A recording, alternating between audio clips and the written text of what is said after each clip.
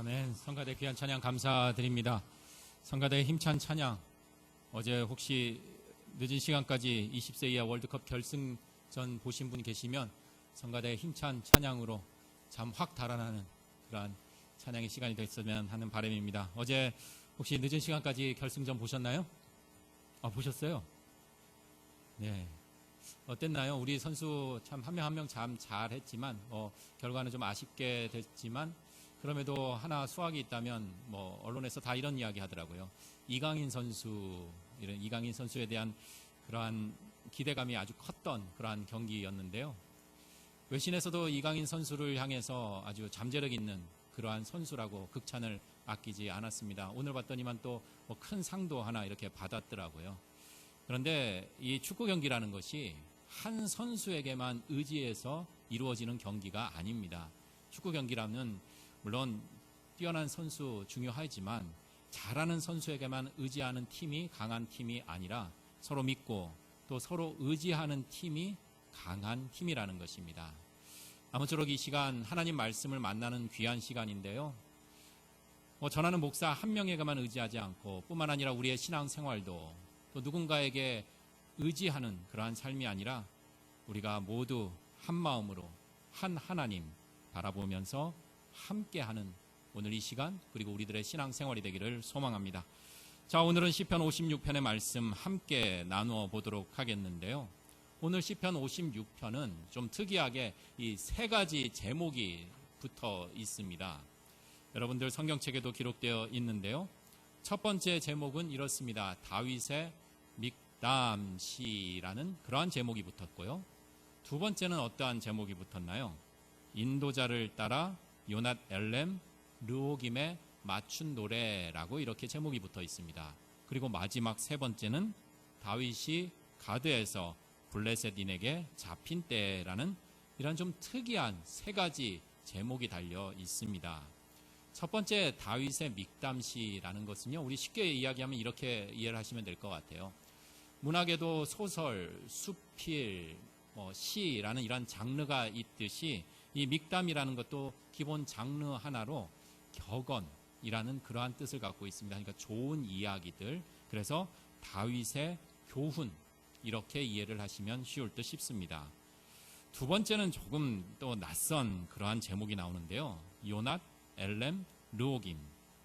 이걸 말 그대로 번역을 하자면요, 저 멀리 있는 침묵의 비둘기라는 뜻이에요. 저 멀리 떨어져서 말 못하는 한 마리 비둘기라는 그러한 뜻을 갖고 있어요. 이것도 그러한 뜻을 갖고 있지만 음악 용어 중에 하나라고 합니다. 좀 비장하고 좀 절제된 선율로 이렇게 연주하는 그러한 기법이라고 하는데요. 구체적으로 어떻게 노래하는지 저도 자세히는 들어보지를 못해서 알질 바는 없는데요. 그렇다면 이제 세 번째 제목으로 잠시 옮겨가면 세 번째 제목을 통해서 오늘 56편의 말씀이 어떠한 분위기 속에서 고백되어지는 그러한 고백인지를 우리가 짐작할 수가 있습니다. 바로 어떤가요? 다윗이 가드에서 블레셋인에게 잡힌 때에, 곧 다윗의 삶과 연결되는 말씀이 오늘 본문의 말씀이라는 것입니다. 우리가 잘 알고 있듯이 강남 스타일을 했던 싸이가 노래 하나로 어떻게 일약 스타가 됐잖아요. 요새 저 젊은 친구들은 방탄소년단이라고 혹시 들어보셨어요? 예, BTS 또 세계적인 슈퍼스타로 등극하였습니다. 그렇다면 이 다윗도요, 이스라엘에서 아주 일약 스타가 된 계기가 있습니다. 무엇이었을까요? 여러 가지 일들이 있었지만 한 가지 사건이 있었습니다. 그것은 바로 어렸을 적에 다윗이 골리앗이라는 아주 크고 힘센 무시무시한 장수를 쓸어 넘어뜨린 그 일로 인해서 다윗은 이스라엘에서 아주 일약 스타로 이렇게 변모했습니다. 하지만 성공 뒤에 위기가 찾아오듯이요, 다윗의 삶도 녹록지를 않았습니다. 고난이 찾아왔습니다. 바로 자신의 장인인 사울 왕의 시기로 인해서 목숨이 위태로운 그러한 지경에 처하게 되었습니다. 그래서 다윗은 결심했습니다. 이렇게 살다가 내가 죽겠다. 그래서 정치적인 망명을 시도합니다. 여러분들 도망을 간다라는 거 생각을 하면은요, 나를 쫓는 사람이 도저히 쫓아올 수 없는 곳으로 가야 안전하잖아요. 그래서 사울의 위협에서 그 벗어날 곳은 이스라엘 어느 땅에도 없었습니다. 그래서 다윗은 생각했는지 몰라요. 이 사울의 위협에서 벗어날 수 있는 곳은 바로 저 영원한 원수지간인, 그리고 특별하게 자신이 손에 죽임을 당한 그 골리앗의 나라, 그곳으로 가면 사울 왕이 쫓아오지 못할 것이다 라는 그러한 생각 말입니다. 우리 탈북민들 주로 이렇게 남한행을 이렇게 선택하듯이 말입니다. 다윗 그렇게 생각했을지 몰라요. 그래, 원수의 나라이지만 내가 저곳에 가면 사울이 분명히 쫓아오지 못하고 내가 망명 신청을 하면 그쪽에서 흔쾌히 나를 받아줄 거야. 그리고 나를 보호해주고 나를 통해서 이러한 정보를 얻고 나를 잘 대해줄 거야 라는 그러한 기대하지 않았을까 싶어요. 그런데 그곳에서 도리어 생포되어서 더 큰 위기에 다다릅니다. 그 모습이 어떠한지 오늘 본문 1절과 2절에서 그 상황이 얼마나 처참한지를 전하고 있습니다. 1절에서는 요약하자면 종일 얻어맞는다고 하고 있습니다. 그리고요, 2절로 가서는요, 그렇게 나를 때리는 사람들이 많아졌다라고 이렇게 전하고 있습니다. 마치 실질적으로 이렇게 어때요? 구타하는 그러한 장면이 표현되고 있습니다. 구금된 상태에서 인정사정 볼 것 없이 자신을 심하게 때리고 괴롭히는 그러한 장면이 펼쳐지고 있다는 것입니다. 어디에도 나를 변호해 줄 변호인도 없어요. 나를 동정의 시선으로 바라보는 사람도 없습니다. 그리고 나를 때리는 그 무서운 손과 발길질 이제 대신 막아줄 그러한 사람도 보이질 않습니다. 사방 어디를 둘러보아도 내 편 되어줄 한 사람 찾기가 어렵습니다. 사면초가입니다. 정말 진퇴양난의 그러한 모습이 펼쳐지고 있습니다. 혹시 오늘 시편 두 번째 제목 혹시 생각나시나요? 네, 너무 당황하지 않으셔도 돼요. 뭐 방금 한 일도 우리 기억하기 어렵잖아요. 예. 한 가정에 이런 이야기가 있어요. 늘 외출을 하면은요, 그 어머니가 늘 입버릇처럼 하는 이야기가 있어요. 다리미 코드 안 뽑고 왔다라는 그 이야기 말입니다. 늘 외출을 하면 온통 다리미 코드 걱정뿐이에요. 그런데 어때요? 막상 집에 돌아와 보면 아무 일도 일어나지 않고 코드는 뽑아져 있는 상태고요. 어머니는 그렇게 늘 다리미 타령만 한다고 합니다. 그러다 어느 날도 마찬가지로 가족끼리 이렇게 외식을 하러 가는 찰나에 어땠을까요? 그 어머니 또 입에서 다리미 타령, 다리미 걱정을 합니다. 그러자 아들이 슬며시 자기 가방에서 다리미를 꺼냅니다. 우리 이 정도는 돼야 되잖아요. 그래서 여러분들 혹시 뭐 기억하지 못해도 뭐 실수해도 내가 조금 부족해도 염려하지 마시고요. 우리 같은 마음으로 함께 배려해주고 품어주신다면 그것으로 괜찮지 않을까 싶습니다. 걱정이는 어머니 위로하듯 가방에서 다리미 슬그머니 꺼내는 그 아들의 심정으로 우리 친숙하게 정말 친절하게 우리 말씀의 보따리 다시 꺼내면 되잖아요. 말씀의 보따리의 두 번째 제목의 의미, 멀리 있는 침묵의 비둘기, 아주 저 멀리 떨어져 있는 말 못하는 한 마리 비둘기라는 그러한 의미입니다. 자, 이제야 두 번째 그 제목과 만날 수 있을 듯 싶습니다. 마치 고향을 멀리 떠나왔어요. 말 못하는 한 마리 비둘기의 모습이 다윗의 모습 속에 비춰집니다. 멀리 떨어져 있으니 의지할 곳 없습니다. 멀리 떨어져 있으니 보호받을 곳 없습니다. 어디 하나 기댈 곳 없습니다. 지금 엄청 억울함을 당하고 있어요. 너무나 속상해요. 그렇지만 말 못하는 한 마리 비둘기처럼 힘들고 어려운 시간을 보내고 있는 그 다윗의 모습이 고스란히 두 번째 제목 속에 드러나고 있습니다. 어디 다윗의 삶뿐만 아니라 우리들의 삶 속에서도 이 제목처럼 저 멀리 떨어져 있는 말 못하는 한 마리 비둘기 같은 그러한 모습 우리 경험하지 않았을까 싶습니다. 우리의 삶을 살다 보면 내 입이 있어도 내가 정말 하고 싶은 그 말이 있어도 말 못할 때 있잖아요. 말 못하는 이가 냉가슴 앓듯이 남에게 말할 수조차 없고 차라리 말하느니 나 혼자 안고 살아갈 만 그러한 절박한 사연들 살아왔을 것입니다. 혼자에 태우는 그러한 답답한 마음으로 얼음덩어리보다 더 굳어져 버려서 쉽게 풀리지 않은 아주 차가운 그러한 가슴으로 애달파하는 그러한 삶도 살았을 것입니다. 그래도 이 입이 있는데 말을 못해 너무나 답답합니다. 속상합니다. 억울합니다. 이렇게 정말 외롭고 참혹한 현실에서 소리를 내야 할 것 같은 그러한 심정이 듭니다. 그래서 그 심정이 3절에 이러한 외침의 소리로 우리에게 들려옵니다. 3절 말씀 우리 함께 봉독해 보도록 하겠습니다. 내가 두려워하는 날에는 내가 주를 의지하리이다. 아멘. 내가 두려운 날, 그 날에 하나님을 의지한다라고 외치고 있습니다. 어제 축구 휴유증이 조금 서서히 나타나는 것 같아요. 이제 졸음의 유혹이 서서히 힘을 발휘할 때 같은데요. 잠시 좀 분위기 한번 바꿔보면서 테스트 하나 좀 해보도록 하겠습니다. 예, 눈을 번쩍 뜨시고 테스트 제목은요. 여러분 앞에 4가지의 4종류의 길이 보일 겁니다. 여러분들이 이 길을 보시고요. 하나를 선택하시면 돼요. 여러분이 가고 싶은 길 그냥 생각 없이 먼저 생각나는 거 하나 골라보시면 됩니다. 그래서 여러분이 고른 그 길을 통해서 여러분들이 가장 힘들 때 내가 가장 많이 의지하는 대상이 무엇인지를 좀 알아보는 그런 재미있는 테스트입니다. 혹시 보이시나요? 첫 번째 A는 이렇게 S자로 이렇게 있는 길이고요. B는 이제 곱게 뻗은 길이 보이고요. C는 이렇게 2갈래로 보이는 길이 있고요. D는 좀 U자로 이렇게 휘어진 그러한 길이 보입니다. 고르셨어요? 뭐 시험 문제처럼 너무 진지하게 보지 마세요. 편안한 마음으로 먼저 드는 생각 한번 해서 자, 하나씩만 한번 선택해 보시기 바랍니다. 자, 그렇다면 여러분들이 선택한 그 길을 통해서 내가 가장 힘들 때, 어려울 때 누구를 의지하는지, 어떤 대상을 의지하는지 한번 여러분들 스스로 한번 체크해 보시기 바랍니다. 자, A를 선택한 분 계시죠? 네, 손 들지 않으셔도 돼요. 손 들지 마세요. A를 선택한 분 계실 겁니다.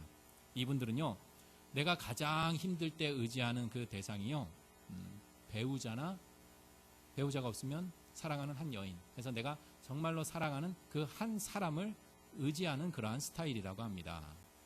자, 그렇다면 B, 저 고든 길을 선택하신 분 계시죠? 아마 좀 많은 분들 저거 선택하지 않으셨을까 싶어요. 이러한 분들은요, 내가 가장 어려울 때 누구를 의지하냐면 자기 자신을 의지하는 스타일이라고 합니다. 어떠신가요? 자, 그렇다면 C로 한번 넘어가 보도록 하겠습니다. 이 2갈래로 이렇게 갈라진 길을 선택하신 분들은요, 힘든 일이 있을 때 지금 당장 이 힘듦이 아니라 내가 꿈꾸고 내가 바라는 그 비전을 의지한다라고 합니다. 어떤 사람이 아니라요, 내가 품고 있는, 내 마음속에 품고 있는 그 꿈과 소망, 그 비전을 의지한다라는 그러한 스타일을 가진 사람이라는 것입니다. 이제 마지막으로 D는 뭘까요? 이렇게 U자로 굽어진 이유는요, 내 주변에 친구들을 의지한다라고 합니다. 어떠신가요? 좀 여러분들의 삶과 여러분들의 스타일과 맞나요? 어쩌면은요, 각자 의지하는 대상이 다르다라는 그러한 공통점은 있을 것입니다. 서로 선택의 폭은 조금씩은 달랐지만 누구나 다 의지하는 대상이 있다라는 사실입니다. 모든 인간은 불완전합니다. 그래서 어떤 대상을 의지하기 마련입니다. 어디 사람뿐입니까? 모든 생물체가 다 그렇게 의지하며 살아갑니다. 나무는 땅에 의지합니다. 물고기는 물에 의지합니다. 헐헐 날아다니는 저 새는 창공에 의지하며 살아갑니다. 오늘 우리 정심은 누구의 손길에 의지할까요? 1구역인가요? 6구역인가요? 오늘은 6구역의 손길에 우리의 정심을 의지하게 되어 있습니다. 그렇게 우리는 늘상 누군가에 의지하며 살아갑니다. 어느 날 은퇴하신 목사님께서 목회를 이렇게 다 정리하시면서 후배 목사님들한테 이런 이야기를 하신 기억이 나요. 가정에 소홀했던 자신의 모습을 후회하면서요, 특히 그 아내에게 자라나는 당부를 하시더라고요. 현직에 있을 때 목회할 때 늘 바빠서 아내 곁에 있는 것도 모른 채 관심도 없이 눈길 한번 주지 않고 분주하게 목회를 했는데 막상 은퇴를 하다 보니 가정의 소중함 뿐만 아니라 아내의 소중함을 절실히 느끼면서 요새는 늘상 아내만 졸졸 쫓아다닌대요. 그러면서 늘 아내만 의지한대요. 그런 모습 보면서 주변에서는 어떻게 할까요? 금술 좋다라고 이렇게 이야기할지 모르지만 정작 아내는 어땠을까요? 아내는 그러한 자신을 너무나 부담스러워한대요. 그러면서 피한다라는 거예요. 그러면서 그 모습 보면서 자신의 모습이 너무 한없이 초라해졌다라는 그러한 고백을 들은 적이 있는데요. 그래요. 우리가 무언가에 의지한다라는 것은 자신이 살아갈 그 힘의 근원을 바로 내가 의지하는 그 대상에 두는 것을 말합니다. 만일 제가 아내를 졸졸 쫓아다니면 그러면 내 힘의 근원은 어디서 나오는가? 바로 아내라는 것입니다. 내가 돈을 의지하면 어땠을까요? 역시 내 모든 힘의 근원은 돈이라는 것입니다. 건강도 마찬가지고요. 능력도 마찬가지입니다. 하지만 안타깝게도 이러한 대상들은 영원하지 않습니다. 그뿐만 아니라 변하기 마련입니다.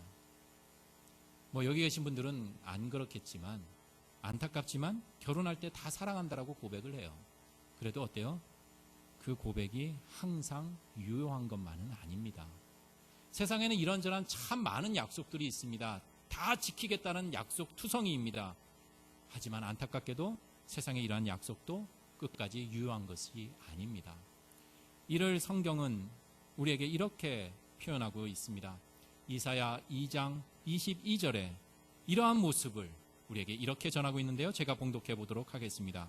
너희는 인생을 의지하지 말라. 그의 호흡은 코에 있나니 새말 가치가 어디 있느냐. 어디 그뿐입니까? 시편의 다른 고백인 시편 146편 3절에서 4절은 또 이렇게 우리에게 전하고 있습니다.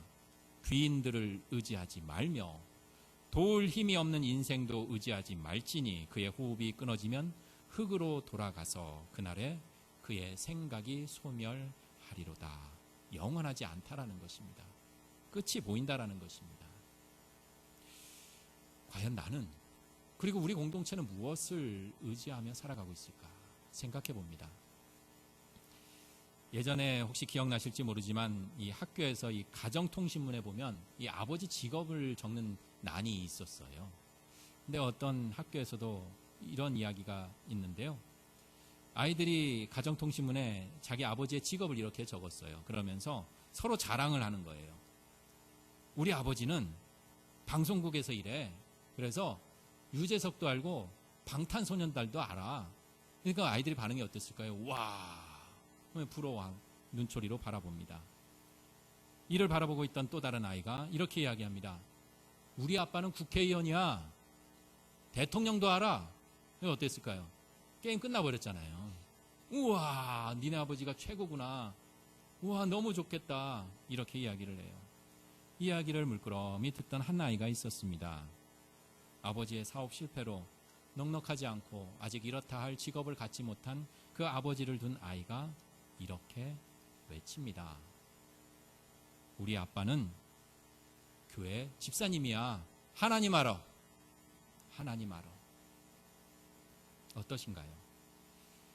우리는 무엇을 의지한다라고 이 아이처럼 자신 있게 말할 수 있을까 생각해 봅니다. 혹 우리가 하나님을 의지한다고 자신 있게 말하지 못하는 것은 어쩌면 우리가 너무나 부자이기 때문은 아닐까 싶습니다. 다시 내 주변에 의지할 것들이 너무나 많기 때문은 아닐까 싶어집니다. 궁금한 것이 있으면 어때요? 스마트폰에 지식 검색에 의지하면 됩니다. 건강을 위해서는 어떻게 해요? 텔레비전에 생로병사의 비밀 보세요. 몸심 보세요. 엄지의 제왕 같은 건강한 프로그램, 또 건강보조식품, 몸에 좋다는 약 의지하면 됩니다. 사업을 위해서는 사업 수완이 좋은 좋은 파트너, 아니면 내 경험과 능력을 의지하면 됩니다. 그렇게 우리 주변에는 의지할 것이 너무나 많은 그런 부유한 삶을 살아가는 것은 아닐까 싶어집니다. 그런데 여기 가난한 자가 있습니다. 어디에도 의지할 것 없는 가난한 자의 그 가난한 마음이 보입니다. 내가 건강하지 못해 내 건강 의지하지 못하는 가난한 사람, 내 능력이 없어 능력 의지하지 못하는 가난한 마음을 가진 사람, 도와줄 사람 없어 사람을 의지할 수도 없는 가난하고 가난한 마음을 품은 그 사람, 아무것도 의지할 것 없어서 가난한 이가 오직 하나님 의지할 뿐입니다. 하나님 의지하는 그 가난한 자, 마태복음 5장 3절에서는 이렇게 그들을 향해 주님의 귀한 말씀이 전해집니다. 심령이 가난한 자는 복이 있나니 천국이 그들의 것임이요. 더 나아가 누가복음 6장 20절에는 또한 이렇게 강조하며 전하고 있습니다. 예수께서 눈을 들어 제자들을 보시고 이르시되 너희 가난한 자는 복이 있나니 하나님 나라가 너의 것임이요. 그렇게 가난한 자가, 가난한 마음을 품고 있는 자가 하나님 나라 천국을 소유한다라고 증언하고 있습니다. 앞서 우리가 S자길, 고등길, 두갈래길, 구분길, 이러한 저런 길, 그러한 길을 선택하는 것이 아니라 바로 하나님을 의지하는 그 길을 갈 때, 그때 우리는 천국을 소유한 천국 백성이 된다라는 사실입니다. 모든 불안함, 우리 살다 보면 두려움 있습니다.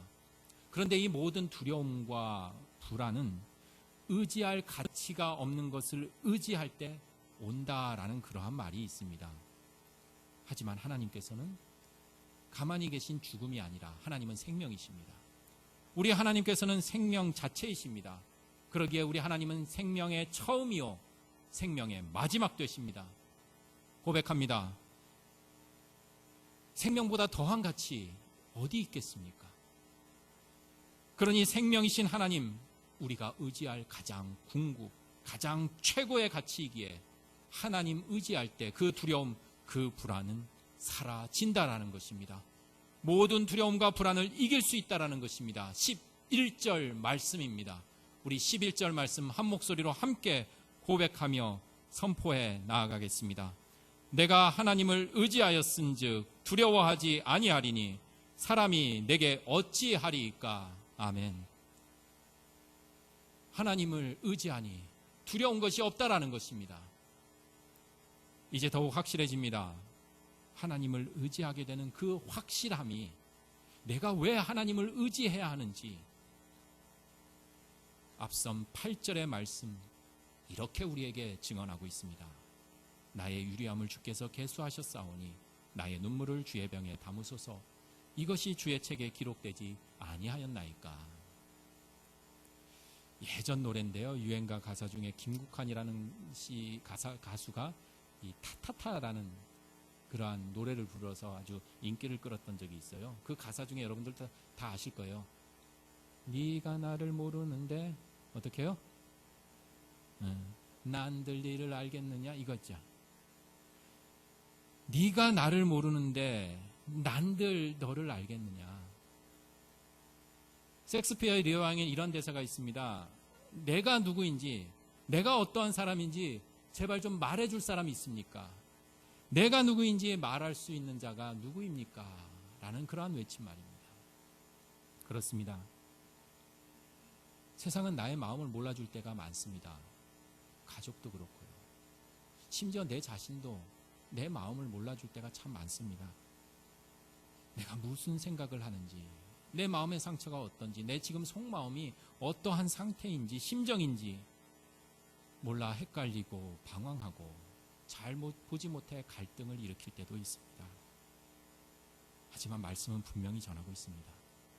세상이 나의 억울함, 아픔, 상처 다 몰라준다고 해도 나의 하나님, 나의 유리함을 일일이 손가락으로 세마듯 다 알고 계시다라는 것입니다.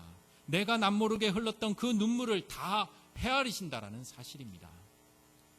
아무런 보호도 도움도 받지 못하는 가난한 자, 연약한 자와 같은 나의 방황과 흔들림, 하나님께서 아시기 때문에 나는 하나님을 의지합니다. 하나님께서 나의 모든 것 아시는 분이시기에 나는 하나님 의지할 수밖에 없습니다라는 그 절실함이 담겨 있습니다. 이제 끝으로 오늘 제목을 잠시 살펴보며 우리의 자리를 살펴볼까 합니다. 하나님을 의지하고자 하는 그 마음이 그저 우리들의 생각으로만 그치지 않기를 소망합니다. 왜냐하면 우리들의 이 생각은 자칫 우리를 속이기 때문입니다. 내 생각이지만 나를 속이는 그 정체가 또한 나의 생각일 때도 참 많기 때문입니다. 내가 하나님을 의지한다라고 하며 그렇게 생각합니다. 나는 하나님을 믿는다고 그렇게 생각할지 모르지만 구체적인 상황에 놓이면, 어려움 가운데 놓이면 우리는 망설여집니다. 고민합니다. 그리고 혼란 가운데 갈등에 빠지기 쉽습니다. 실상 그렇지 않을 때가 많기 때문입니다.